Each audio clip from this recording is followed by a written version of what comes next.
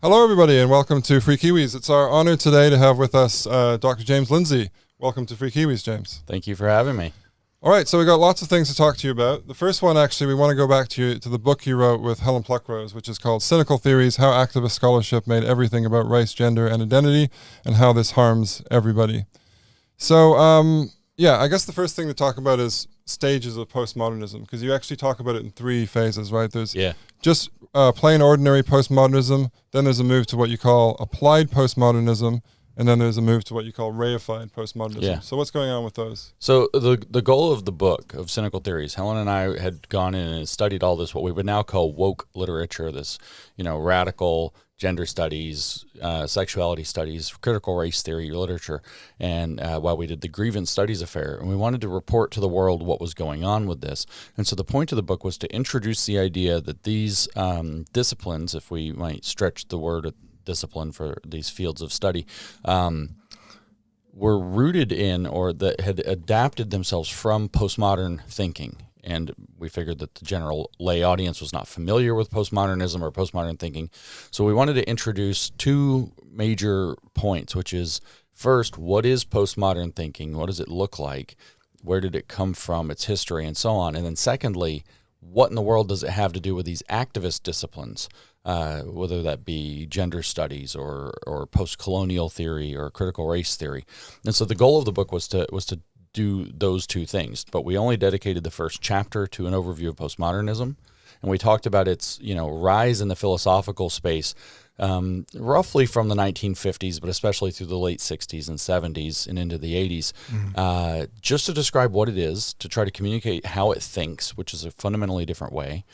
Truth becomes local. A particular population in a particular place in a particular time claims these things are true about the world, and for them they are true. And is there some objective truth that's either unreachable or in fact just a myth that's imposed by whoever happens to be in power? So truth and power become inseparable from one another. And we wanted to communicate that, but we also wanted to communicate that these French theorists who put out these high-minded theories about how power and knowledge and all of these things work, fundamentally, these guys couldn't achieve anything with their deconstruction. All it does is take things apart. But the activists picked up these tools and very much wanted to do something productive with them. They wanted to transform the world. And as Karl Marx said, a long time ago, philosophers study the world, but the point is to change it. And so what we argue is, in the second chapter of the book, is that it developed an applied dimension where activists picked it up as a set of tools. This way of thinking is a set of tools to get around the problem of objective truth claims that might challenge their activism. And so the applied postmodern idea comes in as a way to use postmodern thinking in order to advance activist agendas. And then finally, we go through all of these different branches, whether it's post-colonial, whether it's race, whether it's sexuality or whatever else, gender. We talk about all these different domains of what we call applied postmodernism. And then we say that now by the 2010s or so, the universities have been doing this for so long that they're just now accepting that this is actually how it is and how the world must be thought about. And so they've turned it into, they've reified it. In other words, made it socially real, and that we live in postmodernity and we should think in postmodern ways, and that the principles that we outlined of power and knowledge are actually the way that we must engage with the world. And so we were trying to describe the world that we find ourselves living in with all of this rampant activism that seems to have come out of nowhere, but we wanted to give it a 50-year pedigree reaching back through the postmodern philosophers. I thought that was really worthwhile doing as well. I remember first hearing about postmodernism when I was a science student at Monash University in the 1980s. That's in Melbourne. Yeah. And I had some friends who were studying the humanities, and they kind of put forward these ideas to me that language is not grounded in reality, that really everything is a power play, that there's no real truth out there, that it's all about jockeying for power in the world. And I thought, this doesn't sound very plausible to me. I kind of read a little bit about it, and I thought this is never going to catch on. Well, Yeah. or how wrong I was. But I think in Cynical Theories, you make the point, which I think is a good one, that early on the theorists, like especially Derrida, these guys were pretty playful about things, and if it had just stayed at that level, it would have been relatively harmless. Yes. But it's when the activists got involved, and am I right to think that that's the point at which it kind of fused with with so-called critical theory, Yes. and then became much more virulent in its aims? Yeah, so this is what, I mean, Jordan Peterson, everybody was kind of groping in the dark for a name for this thing. And Jordan Peterson famously called it postmodern neo-Marxism. So you have the critical theory school, which is a neo-Marxist way of thinking, which means it had modified from Marxism, kind of reinvented itself to go after the culture industry as a kind of basis for the capitalist program. And this critical theory school produced lots of activists who started by the 70s to run up against the wall, that people were not interested in their analysis any longer. The neo-Marxist analysis was getting frustrating for people, and it was running up against truth claims. Effectively, the statistics weren't matching what they were saying. The law wasn't matching what they were claiming about the world, and they needed a way around this. And in particular, and I keep finding out this is a very controversial thing to say here in New Zealand, more than in America, but the feminists are, in fact, largely responsible for this. These playful French postmodern theorists would have mostly, in all likelihood, died on the vine. They were not particularly popular in France. Nobody else particularly cared about them, but primarily feminists who worked in English departments in elite American universities, especially Yale, were very interested in their ideas because it allowed them to deconstruct gender and take apart gender roles and show them as fundamentally absurd, and thus liberate women further from the idea of rigid gender roles. It's interesting you say that, because I've looked into the research on sex differences in things like psychometric variables, personality characteristics, and various cognitive traits as well. And it's interesting to me how that literature unfolded even until quite recently, which is to say that the way they talk about it, and these are not sociologists, these are psychologists. So they've got a scientific training, and they're not lacking in rigor in their methods. But what they did was to take one variable at a time and say this very small difference at the mean, like 0.1 of a standard deviation or something like that. And I read this literature and I thought, yeah, but what about when you put all those variables together? Yeah. And of course, when you do, the separation and multi-dimensional space, when you take all those variables into account at once, is much greater. Yeah. To the extent where more recent research has been able to build machine classifiers that you give them a bunch of characteristics and they can classify the person from whom those characteristics were measured with about 90% accuracy. Right. That's the so-called univariate fallacy, right? That's right. The univariate fallacy, which I'm hearing people now are understand. Like another phrase people might like for that is the monolithic fallacy, that you've made a monolith out of a single variable and everything has to be understood in terms of that. I don't know. Maybe it's just, that's a communicative point, but univariate fallacy is what the point is that behind this seemed to be an agenda not to look at the data squarely and see what they're really telling you. Yeah, well, of course, you look at, I mean, one of the things that motivated us to get into this was a quote we read. Alan Sokal did his famous hoax in the 90s, trying to expose postmodernism and its attempted creep into the sciences. Maybe just explain we should tell our listeners what that was. Okay, so Alan Sokal was a physicist at the time. He's gone on and been a mathematician. I think he still lives in London.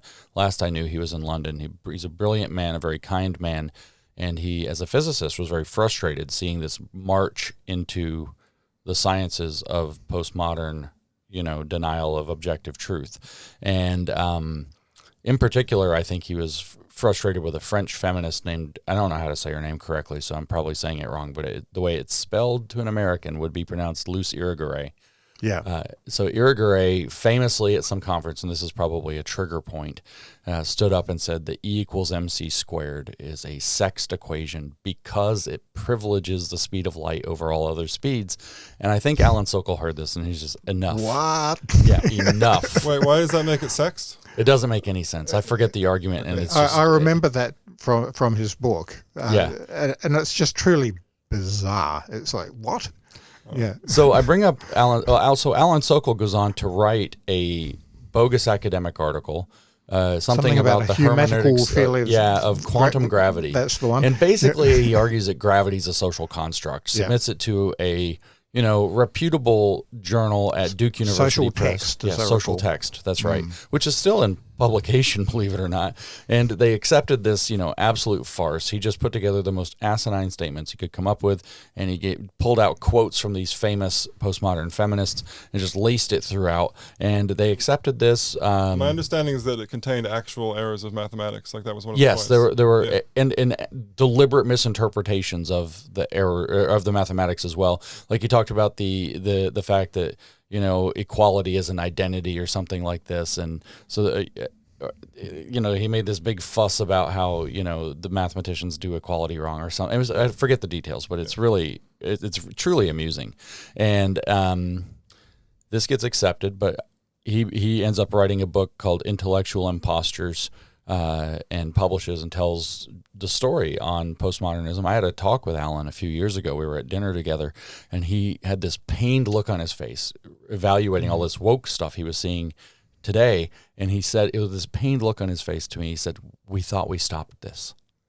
And I bring him up, though, because as to your point that you just raised, he introduced the world to a feminist, the outside world, to a feminist scholar named Kelly Oliver, who in 1989 wrote a paper and said that we've reached a point, as though we've progressed to this point, where we no longer need to be concerned about whether our theories are true or false. We only need to be concerned about if they are strategically useful. It was no more true theories or false theories, which I don't understand the false theories, but she said true theories or false theories, but only we need to be concerned with strategic theories, which means there's, as you said, an agenda behind it, and they know there's an agenda behind it, and they're manipulating the circumstances and using whatever tools they can pick up. Yeah, and they often say things like everything is politics. The only difference is that basically my politics is better than yours. They don't say in those words exactly, but it's usually like everything is politics. So then we just have to select the right politics. That's right. And the right it's a fundamentally postmodern politics. idea, that isn't it? It's there's no truth, so forget whether it's true or false. What matters is the extent to which it advances your power. It's funny because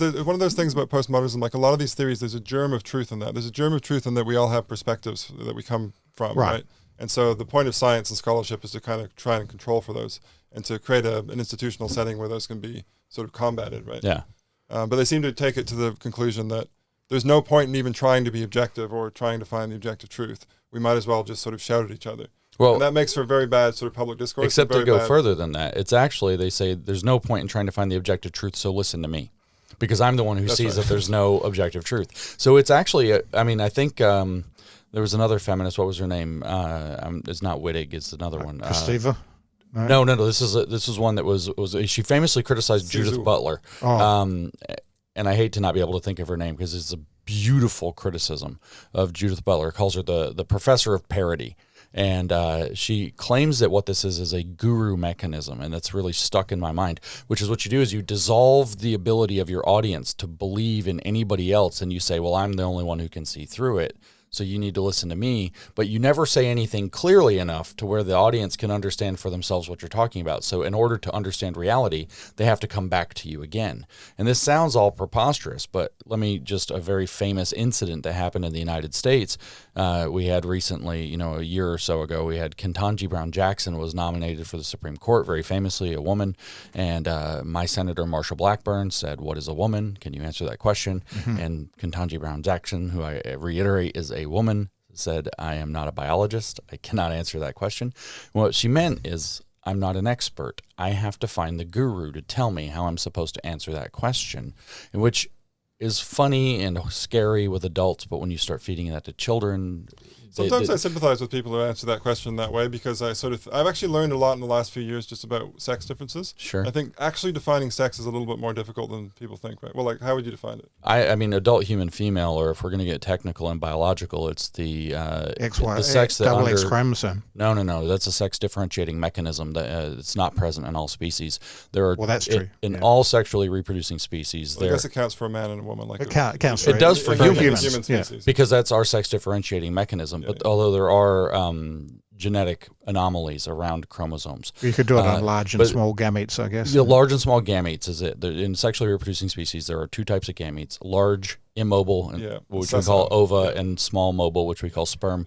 And under healthy, normal development, absent accidents or injury or illness or some other anomaly, genetic abnormality, if you would be equipped to, in healthy circumstances, produce the ova, you're female, and if you were equipped to produce the sperm, you're male. So it's kind of about the developmental path that you're on. Right, but this is what you call primary sex characteristics, and the reason it's complicated is then through puberty, hormones and other things, I don't know all the details of how it works, but we differentiate in more superficial characteristics, breast size, body hair, shoulder breadth, These are secondary sex characteristics, and really where we're actually arguing down in is, are there psychological profiles that statistically match up?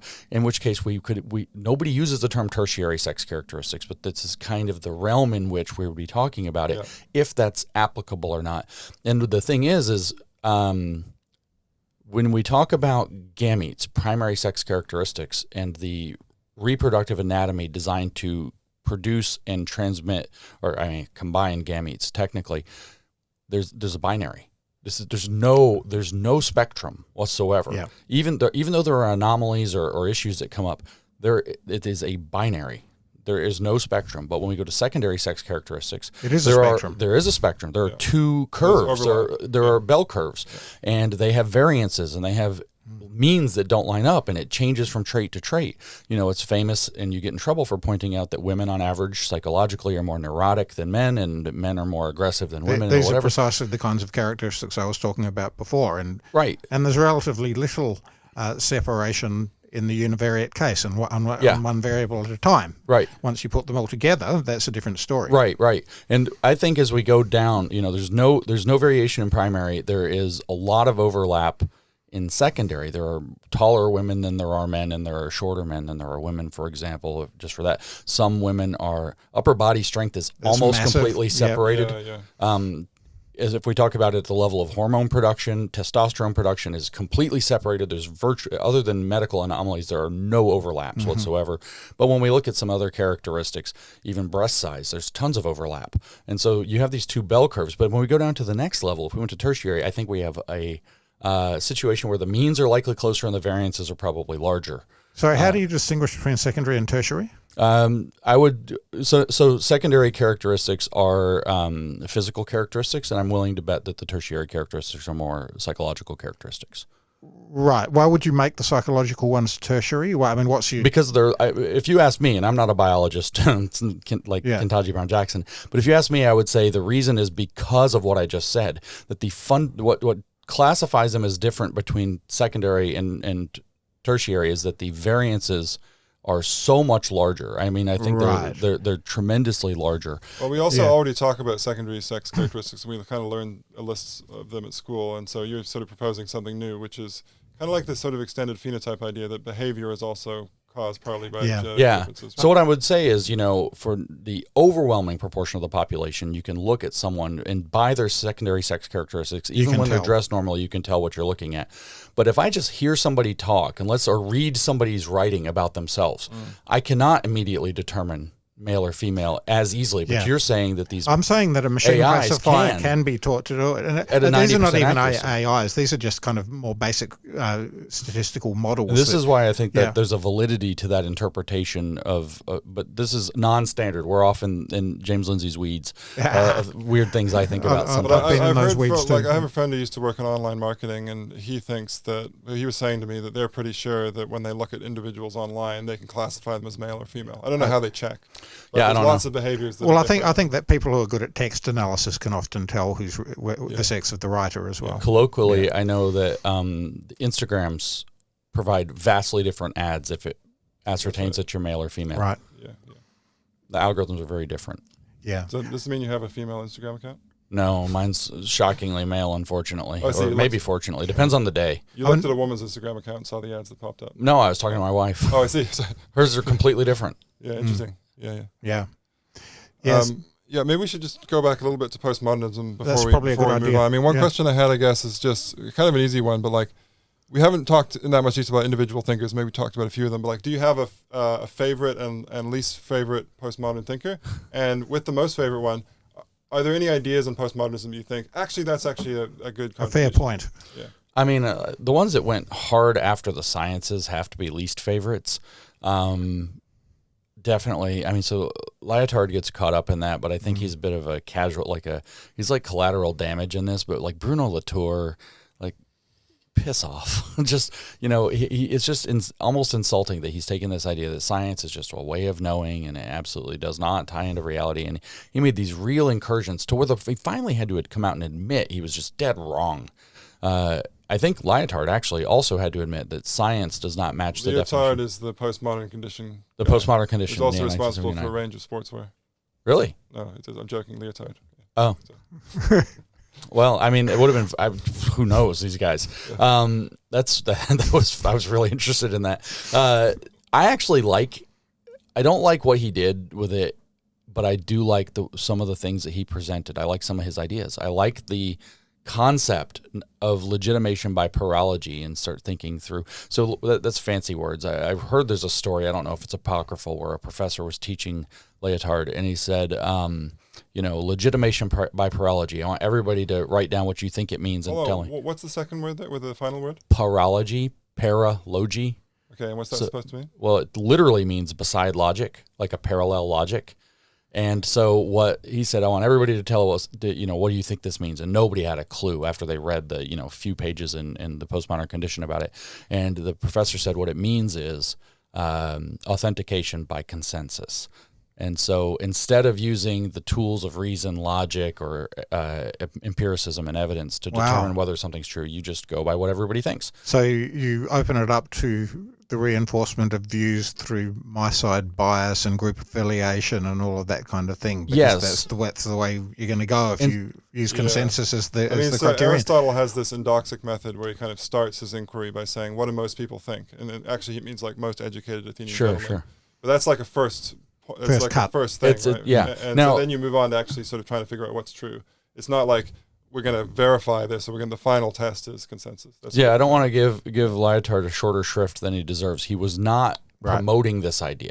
Right. He was saying he was against it. It says it's an intrinsic problem for us to know anything.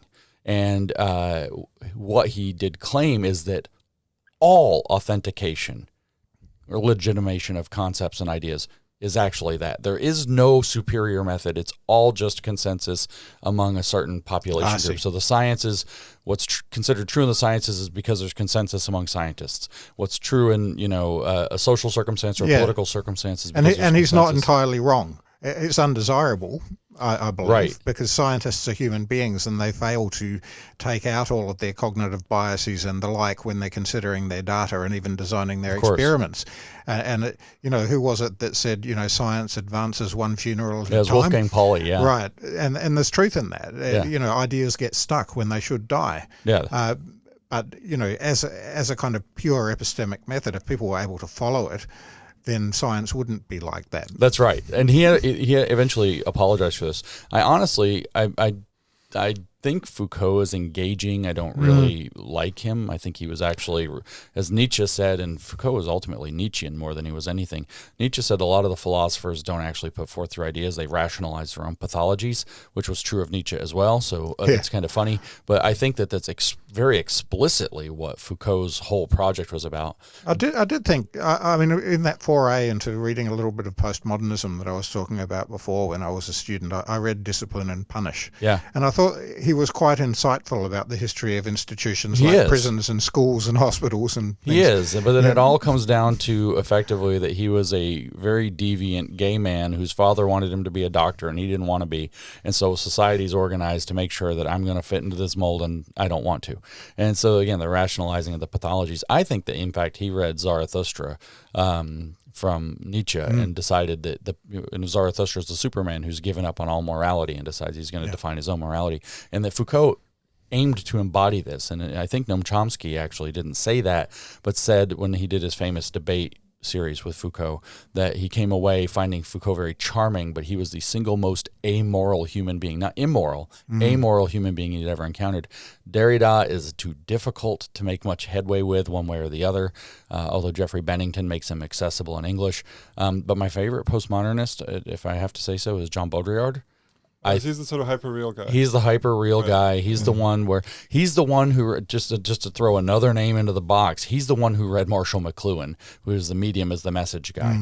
And Marshall McLuhan from Canadian. Yeah, I think so. That's right. He's like 50% genius, as many people are, and 50% like what in the heck, lunatic. Yeah, crazy. And I think I know Baudrillard read McLuhan, and I think he's the only one of these guys that really imbibed the technological, proto-social media, not just mass media, but this interactive social media environment that, kind of defines literally the matrix that we now live in. And you could even say that people like Jonathan Haidt have taken that idea and turned it scientific and started to look at it. Well, to a degree with their studies of networks and all of that. Yeah. Okay. This is actually quite a good segue because we also want to talk about sort of social media and stuff.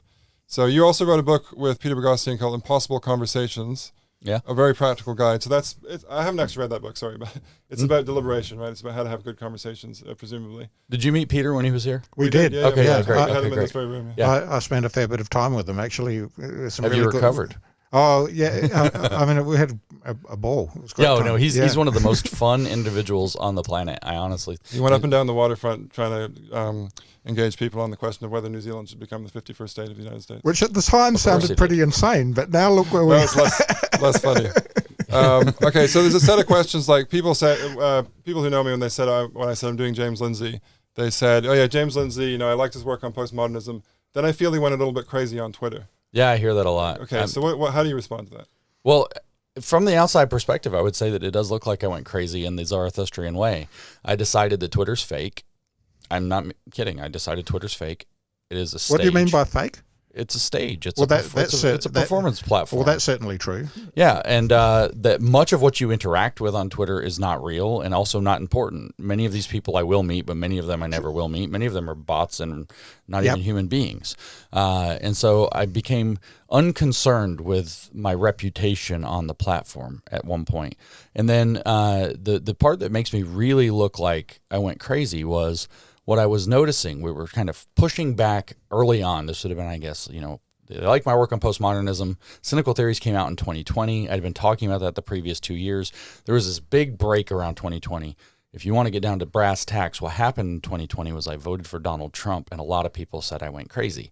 And I was very public about the fact that I changed my mind and became a Trump supporter and MAGA, right? And going MAGA in the intellectual set was not okay. Center-left intellectuals did not merely go MAGA. And so what I actually did decide, though, was that as we started to push back on these intellectual imposters, nobody would just talk. Nobody with a sizable following. There was this like air of intellectualism about how you have to engage with arguments online, right? And we all know that's true, that the intellectuals engage with this air of intellectualism. And so every account that had reputation and standing on Twitter, so the larger John Haidt, these guys, they try to engage with this in this kind of high-minded, intellectual way. And I perceived that these imposter academics and activists using these academic ideas were taking advantage of that. They expected the academic good faith and charity. And I was like, somebody should talk to these people the way that they deserve to be talked to, which is just glib, talk down, they're being rude, be rude back, and to discard all of this. And I purposefully made a decision to become the example for normal everyday people, that you don't have to get caught up in their pretend high-minded academic thing. You can just tell them that you're sick and tired of what they're saying, so you're going to go over to their mom's house.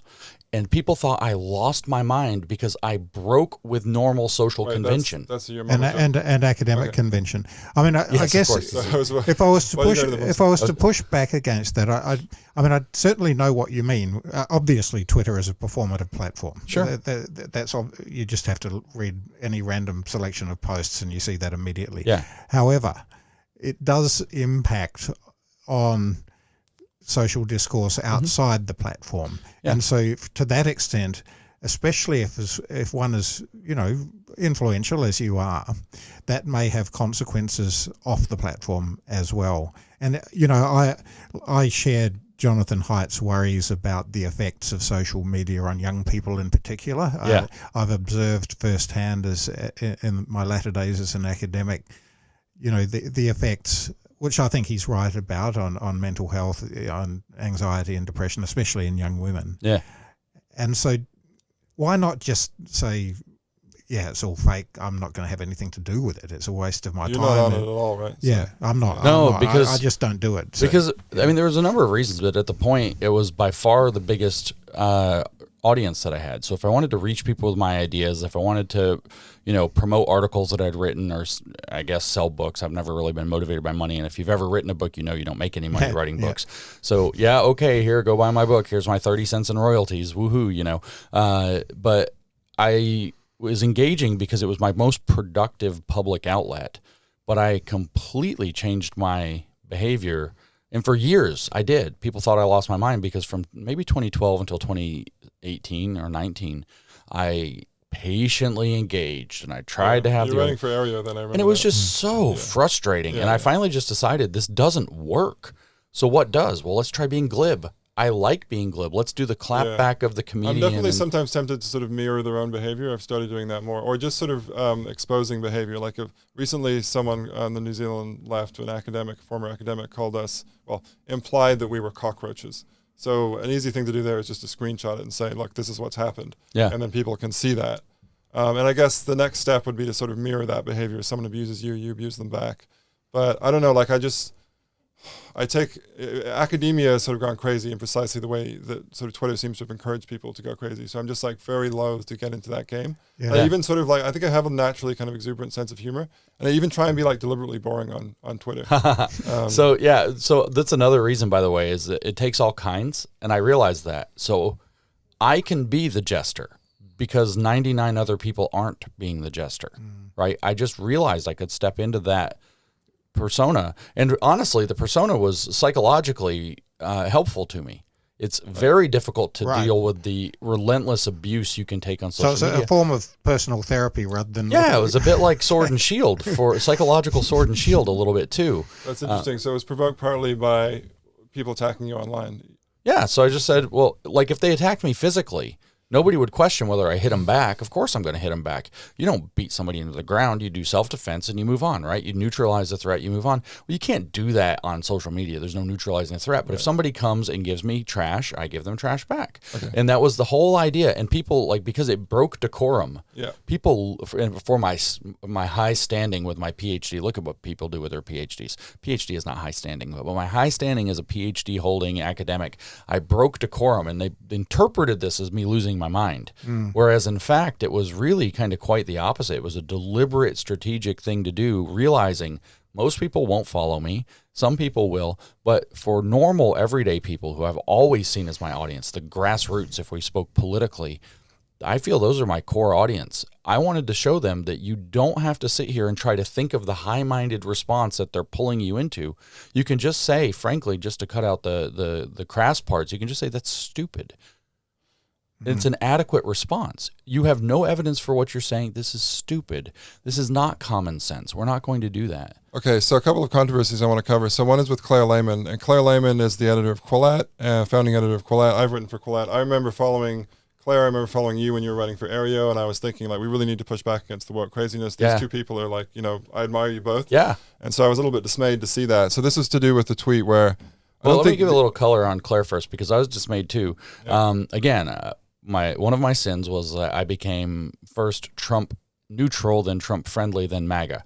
And so that was in this context. I went to CPAC in 2020, which is I don't even know what CPAC stands for. It's a huge political convention that they do every February in Washington, D.C. And I went, and this was the year that Matt Braynard, nobody really, I don't remember who he is, what he does, but he had a booth, right? That had nothing to do with CPAC. He had a booth at a conference, right? He paid $10,000 to be able to set up a marketing booth for his business. And as a gimmick to attract people to his booth, he got this giant golden plastic Trump made wearing surfer shorts. And the media went nuts with this. They said it was a golden idol of Trump. And it was a gimmick to get people to come to his booth where he had his cards and get people to sign up for his newsletter. But anyway, I see the golden Trump and I'm like, I have to take a picture with it. It's funny. So I went and I sat down at the base of this golden Trump and I took a picture. And then I went over to go talk to a friend of mine and he was wearing a Make America Great Again hat, the red hat. Well, I'd never worn one. And I was like, can I borrow your hat? And I took the hat, put it on, took a selfie.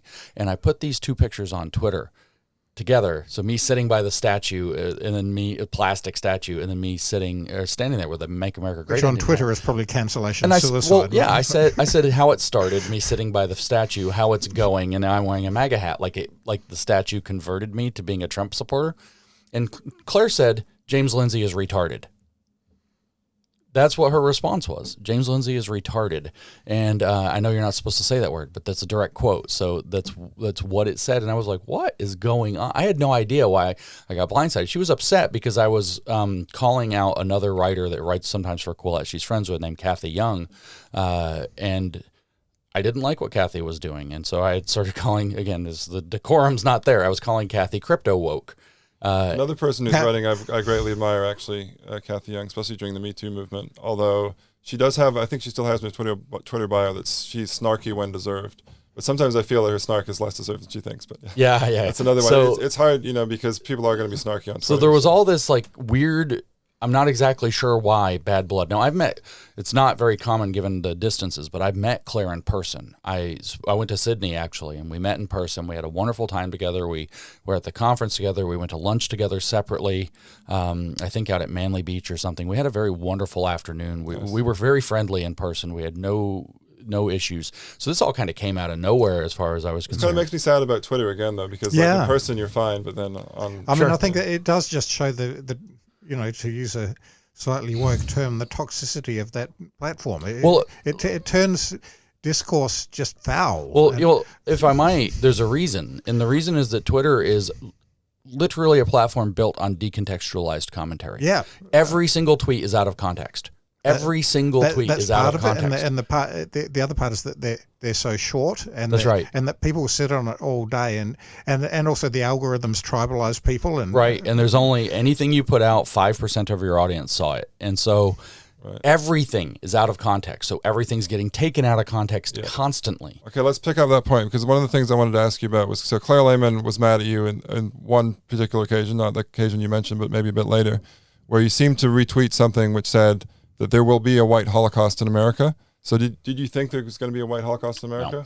No. So she said that, I've endorsed the white genocide theory. I have a Southern Poverty Law Center profile that I'm an extremist.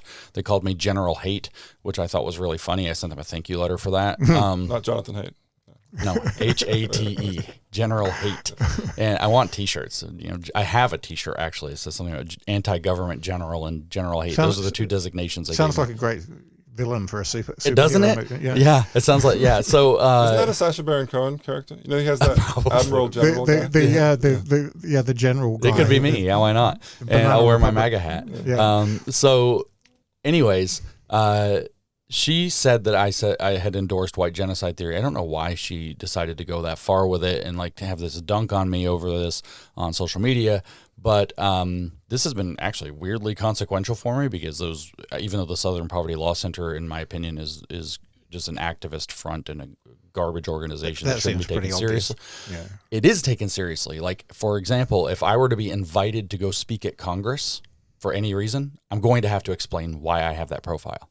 And so this ends up on there as a significant part of my profile. But what happened was somebody had said something about there being a white genocide connected to critical race theory. And what I had quote tweeted and said, so what she was referring to was that I said, if the logic of critical race theory is able to be taken to its logical conclusion, it will. Meaning end in a white genocide. Right. I did not think that it would. Okay, so you're basically saying like a lot of this stuff has some very poisonous statements about white people. And you're not even saying that its current day proponents would like that, presumably. Right, or that they're advocating for it. Yeah. But I think we're seeing the fruit of my belief borne out in South Africa, where things are very dangerous at the moment, and that being the country that has adopted critical race theory, in essence, at its governmental core. So I don't know that I was completely wrong about if it's allowed to play out how the logic works, and that's what ultimately motivated me. I'd say that any discriminatory social philosophy will end in genocide or Especially if it or an attempted scapegoats- extermination of a particular person. If it scapegoats a particular kind of identity people. category. Surely, that, like, even if you just say you want to discriminate against white men in academia, which I'm very Yeah. much against for obvious reasons, but like, well, actually for justice reasons. Justice Well, reasons. that doesn't necessarily mean that they want to like genocide. No, white it men, doesn't right? mean anything of the sort. No. The point is that if you have some kind of philosophy where you make a hierarchy of people and there is a moral opprobrium attached to one class of people, Yeah. then taken to its logical extreme, and that's a big if, like if a really big that's right. if. I mean, it happened to the Jews in Nazi Germany. It was taken to its logical extreme, and there was an orchestrated genocide. The phrase logical we extreme can- is doing a lot of work there. I mean, It is doing a lot of because work you might there. just It say is. like, Yeah, well, I agree. Is I it mean- is it the logical extreme of disliking a certain group of people that you will kill them? That's the question. Well, I agree no, it's it doesn't. dangerous. It doesn't I agree mean it's- that. It's not to say that people who just generally dislike this kind of person or that would want to kill them. That's not. No, the there point. has to be the heaping point of is that societal if it becomes blame. if it becomes a social force Okay. and picks up that kind of momentum, and then somebody sees that this is a really good political tool to marginalize this class of people. So logical it's extreme, a- I would suggest you mean Yeah. something a bit more like it's a sort of dangerous dynamic, or it's a a slippery dangerous, slope kind of thing. yeah, perhaps, Yeah, that's right. So at the time, for further context, I was referring to these ideological theories. Critical race theory could be the one, as representing the seed of a genocide. And that was the phrase, the seed of a genocide. And I was articulating, I thought intelligently, it doesn't mean the seed is going to find soil. It doesn't mean that it'll germinate. It doesn't mean that it'll find enough water. It or doesn't nutrients. even mean It that doesn't anyone mean wants that it to grow. or that it'll finally bear fruit, even if it does grow. Some trees end up sterile and don't bear fruit, as I've learned in my garden. You plant the pear, you wait 10 years, there's no pears. And so Well, let's worry about this. I said seed, yeah. and people said, James said genocide. Okay. And so there was a lot of this decontextualized and this piss poor communication. But I guess social this brings media. me back to why you'd sort of bother, because Because I could push a button and reach 100,000 people. Yeah, but Well, it's this is the thing, it Michael, is like- doing you damage as well, isn't it? I mean, you've got the Southern Poverty Law profile, which could cause you reputational issues. If you have to go to Congress, you have to explain it. Yeah. Well, But they cut both ways. Well, Michael, Yeah. like, I mean, we have this conversation a lot because I kind of don't want to drag you onto social media because you're living a happy life and I don't want Yes, to stay disturb away. it. But like, we put this podcast up. I mean, like, if I'm off social media for Lent, but like when I'm on social media, it helps a lot to spread the word about that's this. true. And we want to get our ideas. and I out can there. see definitely, and I'm grateful to you for your willingness to wade in that cesspit for me. But the thing is that, I mean, to a certain extent, yes, I can see to publicize a podcast or, just to say I've done this on my Substack or whatever, sure, no problem.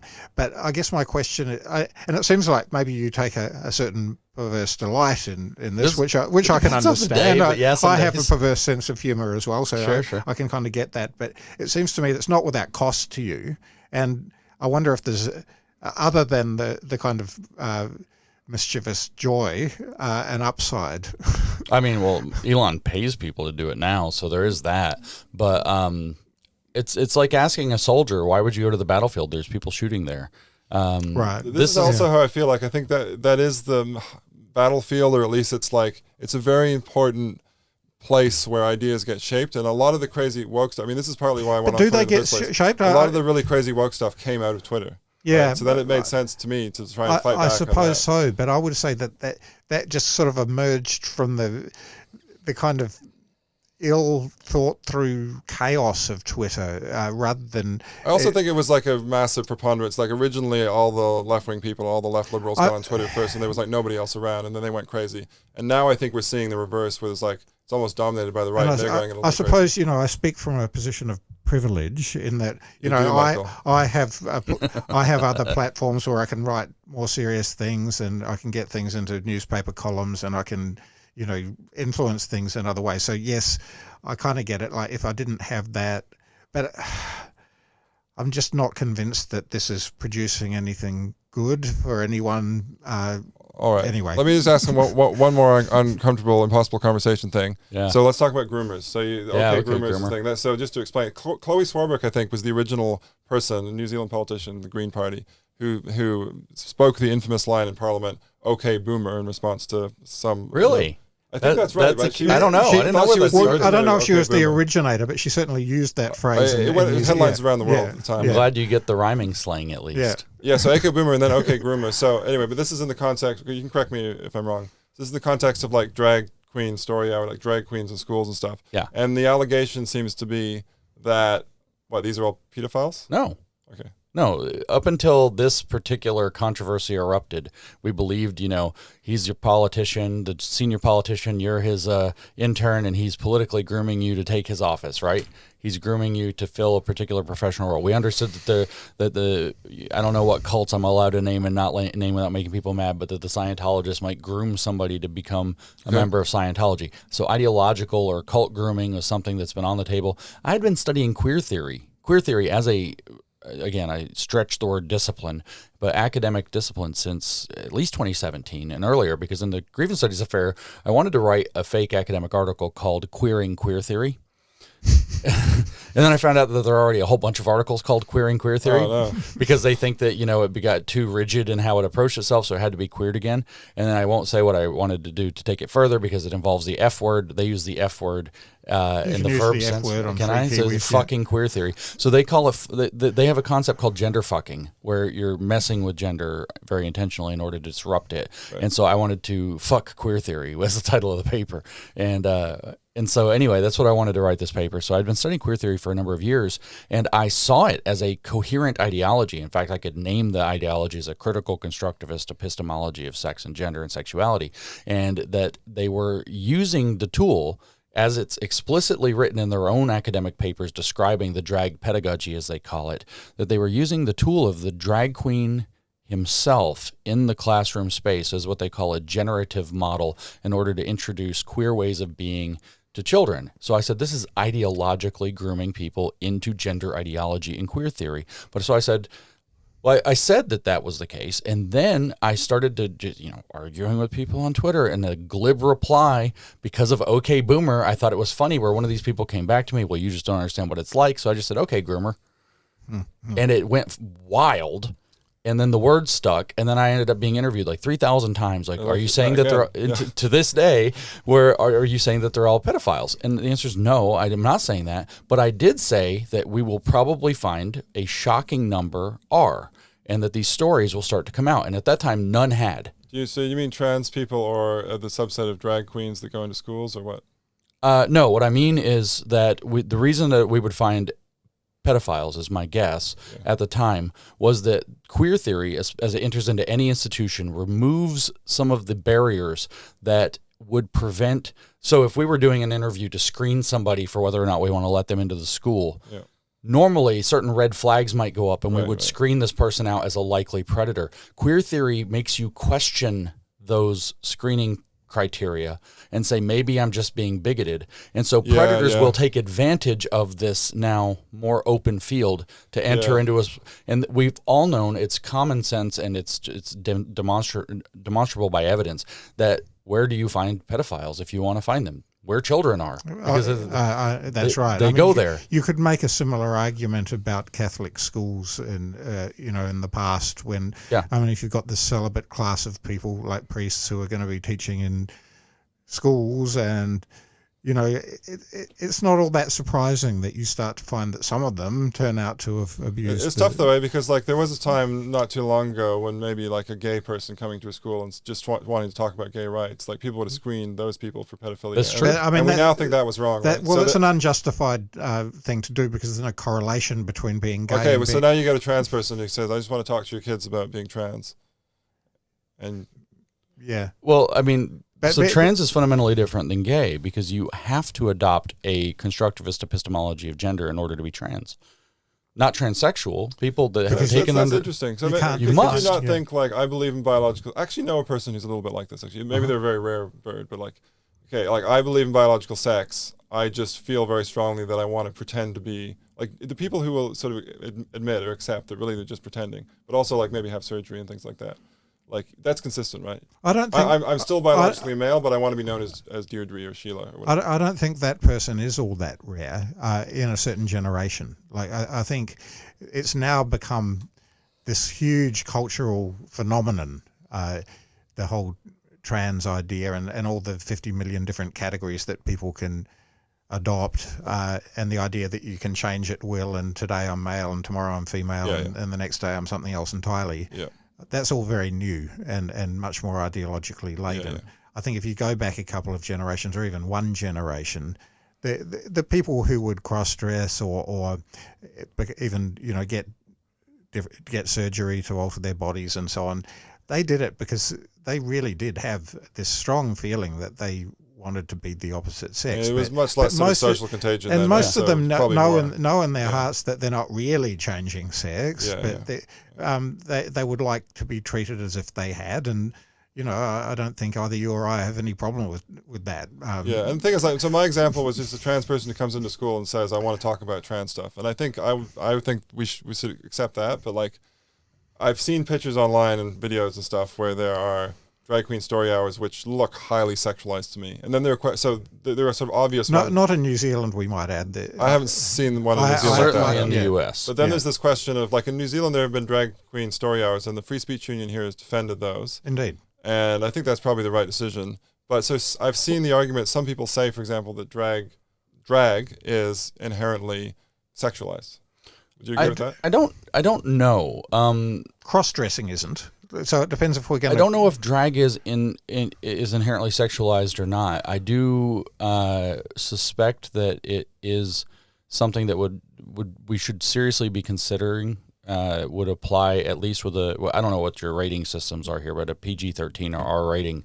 Right. And one of the reasons is that, again, I've read this paper, Drag Pedagogy, and they explain, for example, they say, well, is this about LGBT empathy? This is an entire section in this academic paper. The Lil Miss Hot Mess is the author of this academic paper in a real academic journal, Curriculum Inquiry, and says, well, is this really about LGBT empathy? No, it's not. Actually, that's the marketing program. It's actually about introducing kids to the question of whether they can change their gender or into queer ways of being, and so on. And then eventually he goes on to say into alternate modes of kinship. And so, many times I've been challenged, like, don't you think it's wrong to call these people groomers? And I say, well, let me read to you directly from this paper, that paragraph. What do you use? What word, if I'm not going to use the word groomer, what word do you use for this sentiment, which is that the purpose of this program is to be, and I quote, a preparatory introduction for young children to alternate modes of kinship. Right. And I don't know what word fits better than that. So I'd at be this a lot point, more comfortable even with the sort of them coming in and saying we want to change their mind and make them think that there's infinite number of genders. If the next week you could have like a Serbian Orthodox priest or something who came in and just said, no, it's as written in the Bible, male and female, he created them, and or like an evolutionary biologist. But the problem is, of course, that on university campuses and probably in schools, those people get canceled, right? And sure. well, there's also finite amounts of time, and this all takes more and more time. Yeah, you spend the entire school year just doing the march of everybody who wants to come. And it's incredible how obsessed some schools have become with it. So you asked the question about, though, the trans person says, I want to come and teach the children about trans. Yeah.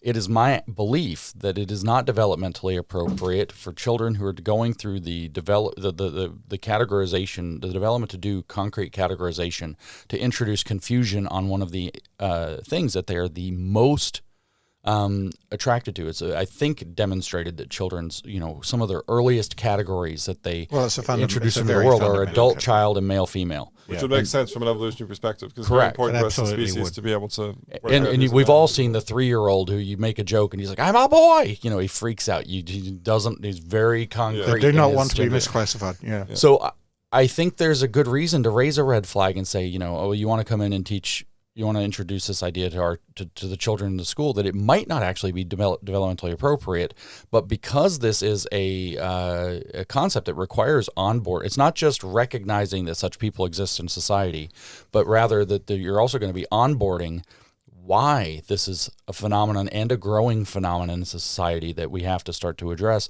that you have to bring in some of the ideological concerns, at which point, again, does the G word apply?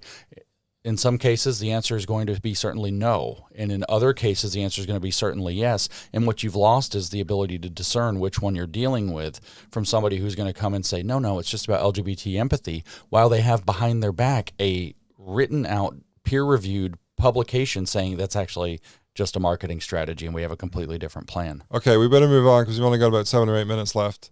And we usually only go for an hour. So we did want to talk about, so this is something I've been following you obviously on social media, and I was very pleased to see this actually, because I think it's important, even though I started out being more worried about woke stuff, because that was what I was exposed to in the university environment. I'm now actually very worried about the right and what you call the woke right. So can you explain why you use that term? Well, I borrowed it. I didn't come up with it. The first circulations of it that I have gone back now and looked for would have been in late 21 on social media. I saw a pastor named Kevin DeYoung who wrote an article about a book review about a book called The Case for Christian Nationalism, which is by Stephen Wolfe. He wrote a review in the middle of 22 that said the rise of right-wing wokeism and explained that book as being in that mold. And then some other people have written articles through 22 and 23. So I borrowed the term, but I certainly have popularized it. I partly used it because it makes them mad, so it seems to be effective at drawing something out. And in fact, it doesn't just make them mad. They don't like to be called this. So I don't let them set the terms of their own presentation, but with this term. But it also causes them to come out and say things like that they think Karl Marx was a great writer with great analysis and the right critiques, but the wrong solutions, and that critical theory is something that they actually use. So they're admitting all of my points, that they see themselves They use critical theory. They use critical theory, but for different Yeah, conclusions. that's a big thing, the postmodern right. It's kind of Nietzschean, actually. Yeah, and they Right. openly say that they're not in a good way, in postmodern my as opinion. well. Openly say that they're postmodernists. Yeah. And so they've kind of confessed to all of the things that you're accusing. And well, if we're talking about critical theory and postmodernism, that's what woke is. That's postmodern neo-Marxism. Right. Except Okay. that they are not actually neo-Marxist. They are neo-reactionary. So they're taking the best way to describe the woke right to a kind of layperson is there's all these stereotypes that the left has thrown at conservatives. Racist, sexist, transphobic, blah, blah, blah, fascist, Nazi. And these are people who say, yes, Yes, we are. Right. And they live up to those stereotypes in kind of reactionary defiance. Yeah, Some of it's glib, some of it's sticking a thumb in the eye, some of it's just because you can't tell me what to do and not do, yeah. and some of it's not. Yeah. And a lot of it's not even real. Again, a lot of it is the creation of hostile propaganda entities, Russian propaganda, Chinese propaganda, Middle Eastern propaganda. Qatari is getting a lot of attention right now. With the deliberate attempt, we saw, for example, the Tenet media scandal in the United States a few months ago, where the Department of Justice reported that a significant number of American conservative podcasters were one step downstream from receiving $10 million in Russian money that was coming through this company called Tenet Media that had been set up to funnel that money to them, with the explicit purpose of, at Tenet Media, who was supposed to get grants and payouts from Tenet, contracts from Tenet, was podcasters in the conservative space who had the ability to bring division into American conservative politics and MAGA.